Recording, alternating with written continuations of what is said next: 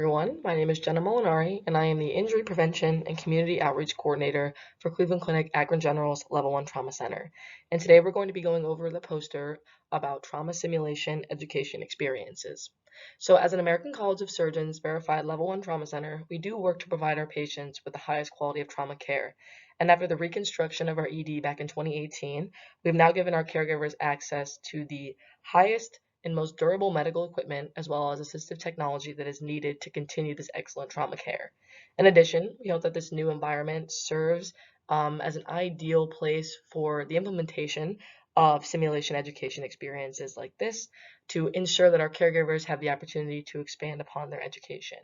So our trauma program administrative team, myself and my trauma program manager, work together to collaborate with the Sim Center and help set a scenario for our caregivers, whether that's one that they feel they see often, they just need more practice with, or if it's one that they feel they don't see often at all, and that kind of want some more clarity on if this did come in, how we would approach it.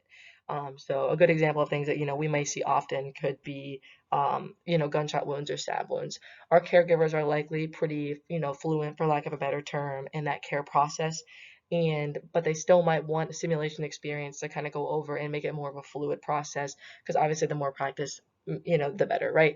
But as far as instances that we might not see very often, such as explosions, this kind of gives our caregivers that opportunity to learn what would we do if this were to come in, what would the care process look like, what would each other's roles be, and kind of work through that what if, so we kind of have that foundational education, that foundational knowledge to move forward on, and the off chance we do see it. So after we choose our scenario and we develop that curriculum, we then work with the Sim Center to transform that scenario into clinical implementation.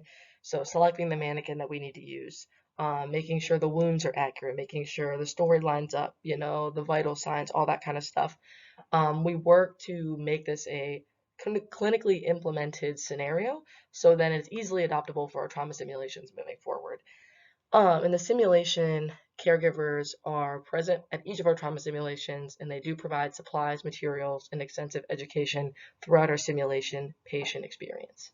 So some results that we have found here were that after our trauma simulation is completed, caregivers kind of expressed a bit of uncertainty in terms of identifying each other's roles. So as a solution, we put these sticker roles in the trauma bay. So you walk in, you grab the sticker that matches your role, whether you're a respiratory therapist, whether you're a nurse practitioner, you grab that sticker and you put it on you, so everybody kind of knows who each other are and what their role may be in the trauma care process. Similarly, the caregivers felt that there were minor communication issues during trauma care. With this, we decided to then reevaluate and update the roles and responsibilities of our team members, then so everybody kind of knew who did what, what each responsibility was for each individual, so that nobody kind of stepped on toes or crossed over lines, stuff like that. Additionally, our PPE was originally located at only one entrance of our trauma bay. And I'm not sure if any of you are aware of what active trauma situations look like, but there are upwards of like 20 to 30 people in the room at a time.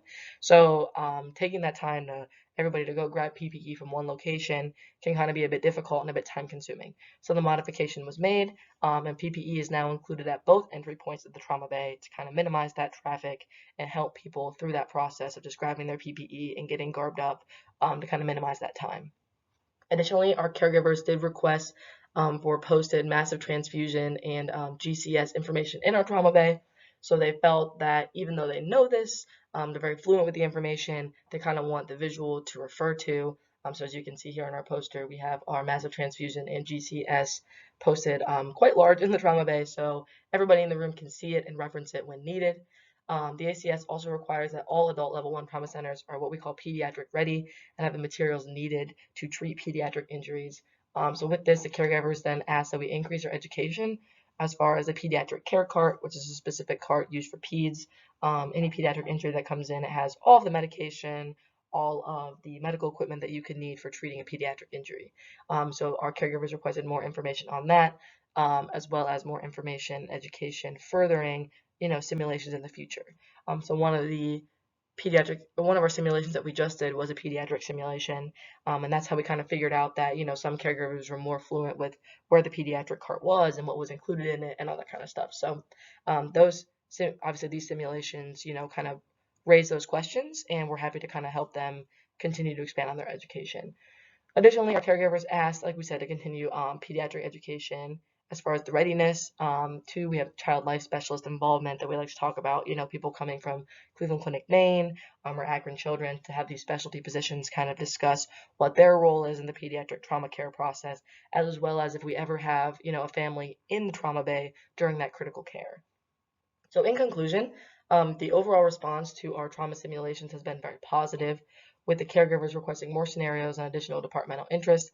As I said, our caregivers continue to ask for the development of, more education experiences, whether it just be in the pediatric realm or as well as in our regular realm of adult care. They kind of just want to continue to know and educate themselves as they move forward. So we like to talk about how the use of these simulated trauma education curriculums has then provided our caregivers with that avenue for continued involvement and as well as their improvement in management of the injured patient.